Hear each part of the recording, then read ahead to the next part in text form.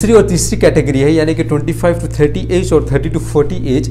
इसमें जो मैं आपको प्लस पॉइंट्स और माइनस पॉइंट्स बतलाने वाला हूँ ये पूरे एक दूसरे से सिमिलर हैं, यानी इसमें आपको एक दूसरे से मिलती हुई चीज़ें मिलेंगी, इसीलिए मैं दोनों को एक साथ लेकर के चलूँगा, दोनों कैटेगरीज को। तो सबसे पहला जो माइनस पॉइंट है आपको ये है कि आप एक जॉब कर रहे हैं दोनों कैटेगरीज में। तो आप जब जॉब करते हैं तो अब आपको छोड़ नहीं सकते वो जॉब आप, क्योंकि आपकी ऑलरेडी कमाई चल रही है और आपके ऊपर कुछ रिस्पॉन्सिबिलिटीज आ जाती हैं। अगर आप थर्ड कैटेगरी में आती है तो आपके ऊपर ज़्यादा रिस्पॉन्सिबिलिटीज़ होती हैं, तो अब आप जॉब नहीं छोड़ सकते हैं। आपको जॉब छोड़ने का कोई चांस मिलता नहीं है और आप छोड़ना भी नहीं चाहते क्योंकि आपकी ऑलरेडी कमाई चल रही है। दूसरी कैटेगरी है उसमें फिर भी आप सोचते हैं कि मैं छोड़ करके कुछ कर सकता हूं अगर आपके ऊपर रिस्पॉन्सिबिलिटी ज़्यादा नहीं हो तो।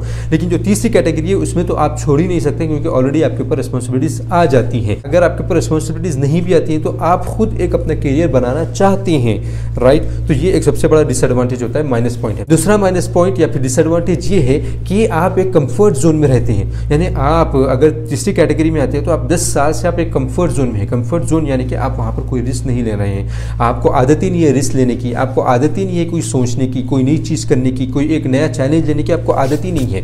तो अगर आप दूसरी या तीसरी कैटेगरी में आते हैं तो आप एक कंफर्ट जोन में रहते हैं। आप एक जॉब कर रहे हैं, आपकी सैलरी आ रही है, आपके खर्चे चल रहे हैं, थोड़ी बचत हो जा रही है, तो आप बोलते हैं कि बस फिनिश, मुझे इतना ही करना है, मुझे कुछ और सोचना नहीं है। सेकेंड कैटेगरी में फिर भी आप कंफर्ट जोन छोड़ सकते हैं अगर आपके पास कुछ पैसे जमा है तो, लेकिन थर्ड कैटेगरी में ये आपके लिए नामुमकिन होता है क्योंकि आप एक कंफर्ट जोन में ऐसा जम गए हैं, ऐसा बैठ गए हैं कि आपको अब आपके जहन में एक ऐसी चीज़ बैठ गई है कि मुझे जॉब से बेहतर चीज़ कोई मिल ही नहीं सकती है क्योंकि ये टाइम पर मुझे पैसे देती है और पैसा आने के बाद मेरी सब सहूलतें पूरी हो जाती हैं। तो ये एक माइनस पॉइंट डिसएडवांटेज है सेकेंड और थर्ड कैटेगरी वालों के लिए। तीसरा डिसएडवांटेज है दो कैटेगरी वालों के लिए, ये है कि ये ज़्यादा अब एक्सपीरियंस नहीं कर सकते कोई चीज़। अगर वो बिजनेस करें भी तो वो ज़्यादा एक बिजनेस से दूसरे बिजनेस पर शिफ्ट नहीं हो सकते, उनको सोच समझ करके एक बिजनेस शुरू करना पड़ता है और उसको लेके जाना पड़ता है आगे, उसी में उनको अपने करियर बनाना पड़ता है। तो इसमें ये एक डिसएडवांटेज होता है कि आप इसमें ज़्यादा चीज़ें आजमा नहीं सकते हैं, आप शिफ्ट नहीं कर सकते बिजनेसेस को।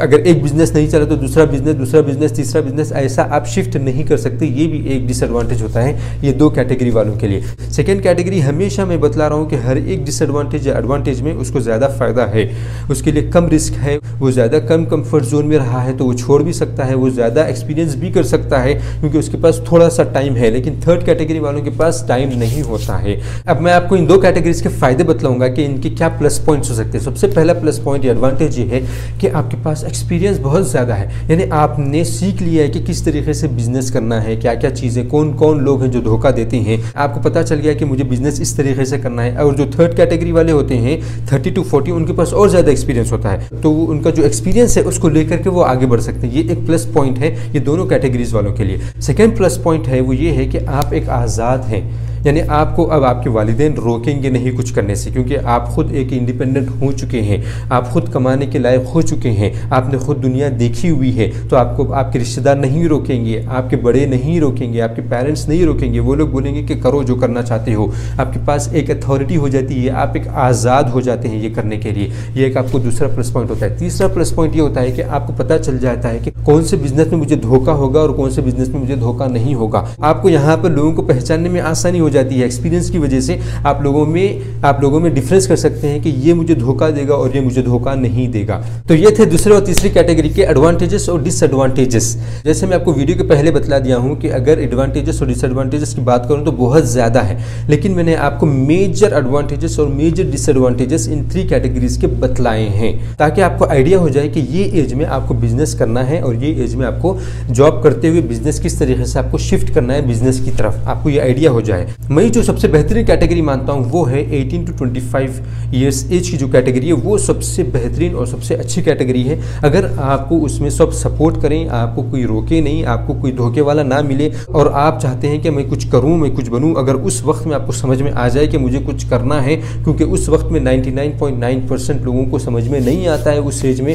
तो अगर आपको जब समझ में आ जाए उस वक्त में तो फिर आप बहुत ज़्यादा आगे निकल सकते हैं, ऐसी चीज़ें कर सकते हैं जो किसी ने की नहीं हो।